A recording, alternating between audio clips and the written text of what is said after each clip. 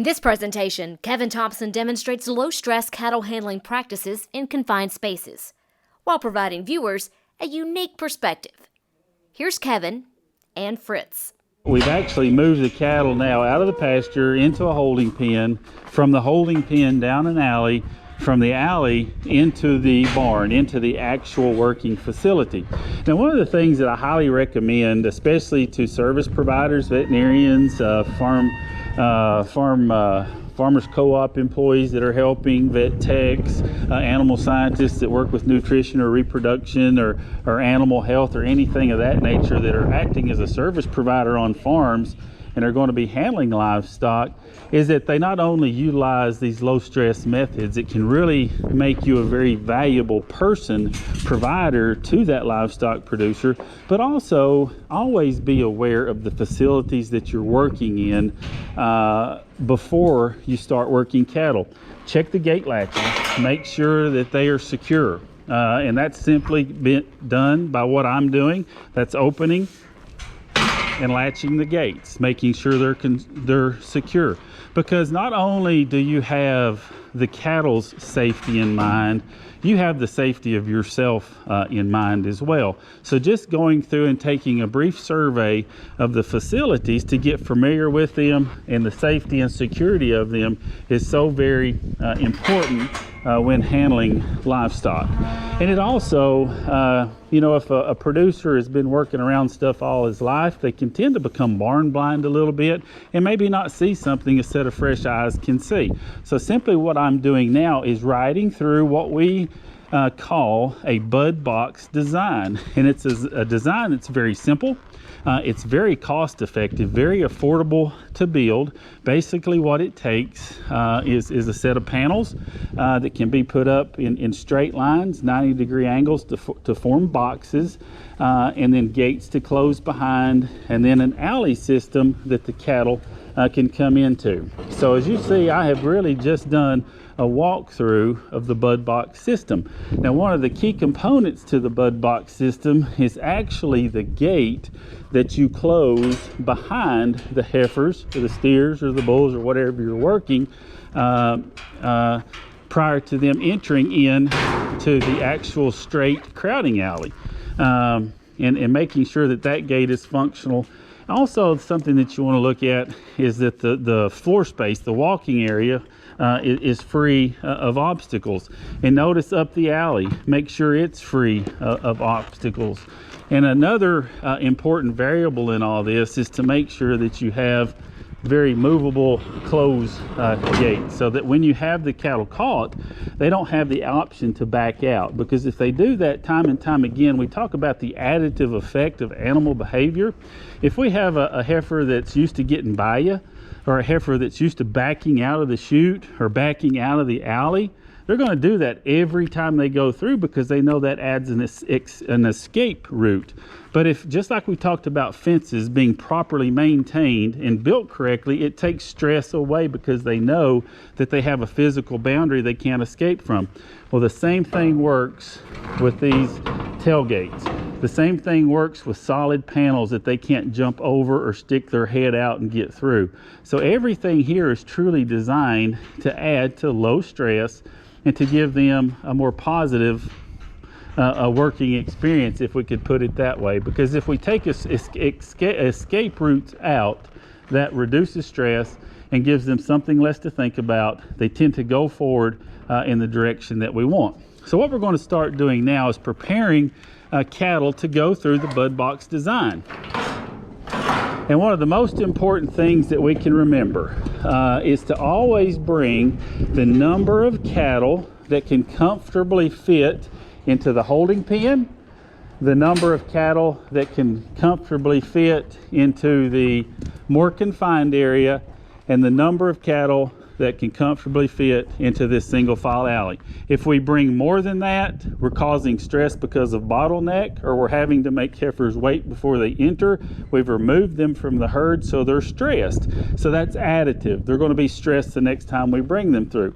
So we just avoid anything that can cause undue stress. Now, as you can see, I've got about 45 to 50 heifers in this what we'll call an accessory holding pen.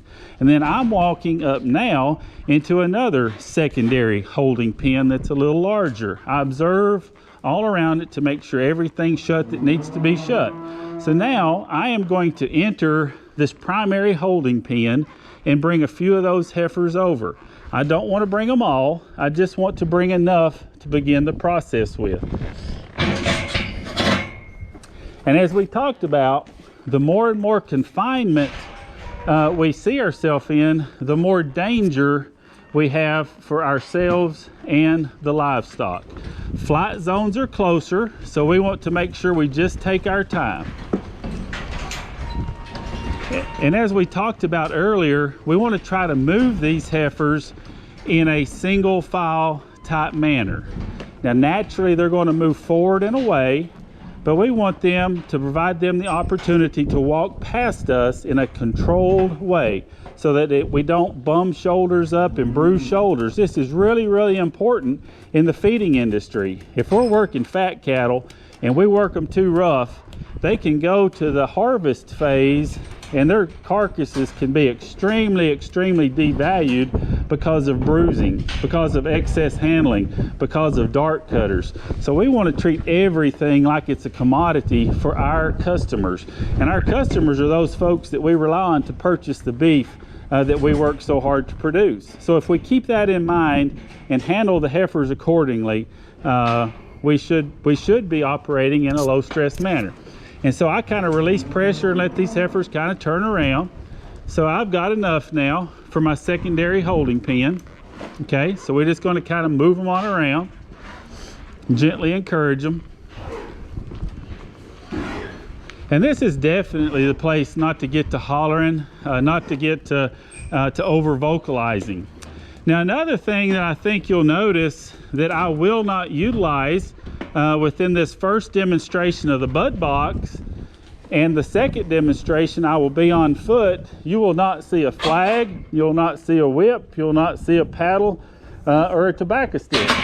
Those to me tend to be crutches that turn away from being a tool and more towards into being a weapon that can cause us to be a little bit more aggressive than we should. There's no reason why our horse position or our body position cannot act as a tool to direct these cattle to where we want them to be. So again, we allow things to quieten down. Now, I think if you look at this, Hugh, these are 10, are these 12-foot panels? Okay, I think these are 16 to 12 to 16 foot panels. So basically what we're looking at, I want to consider about 4 head can comfortably fit up into this single file alley. We want to determine that way before we ever go get any cattle and bring up here. If I brought 10 head, we would have an issue. If I brought 12 head, we would have an issue. So I think 4 is what we'll start with, and we can adjust from there. So I'm going to ease up, and again, everything's additive. If we run up in there and get 4 head out and they go running by us, we're going to cause an issue with them next time we go sort them off. So I want to sort them off as slow and easy as possible. So I've got 2 that walk by. I'm going to give 9043 an opportunity to walk by, and I'm going to go ahead and take the baldy. So we've got 4 head. Another thing you want to pay attention to, you can't have too many gates in a working facility. So you want to take the opportunity to utilize gates if you have them available to you. So we take these heifers on into the opening of the bud box. Okay, we shut the bud box gate behind us. Okay, try not to make too much noise. Okay, so the purpose of a bud box are for these heifers to see that they have nowhere to go, and then to turn and to find an exit route. And do you see how easy these heifers are moving up into this design? Okay, so it might be the situation to where I find out, oh, well, no, 4 will fit up in there. And then you just close that gate. Okay, so that really, really worked very smoothly. And that's the ideal way to work cattle through the bud box design. Now you can see my guess was exactly right, but I will tell you this.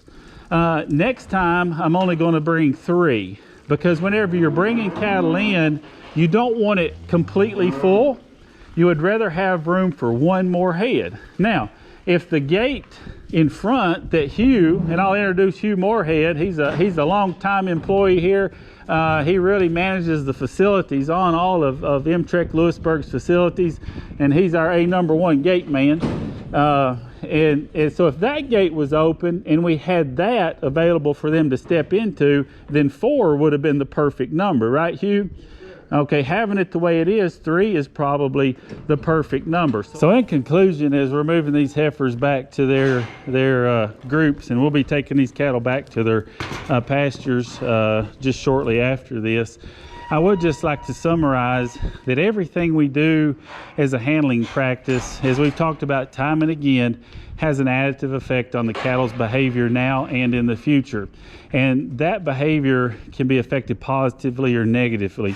And if we affect it positively, which means that we're reducing stress on them, we can have a positive impact on our desire to get our cattle up and work them, to put them through some value-added programs like vaccination programs, which require an initial and a booster shot, to put them through artificial insemination protocols by synchronizing estrus and breeding these cattle and getting many of them bred so they can calve within the first third of the calving season.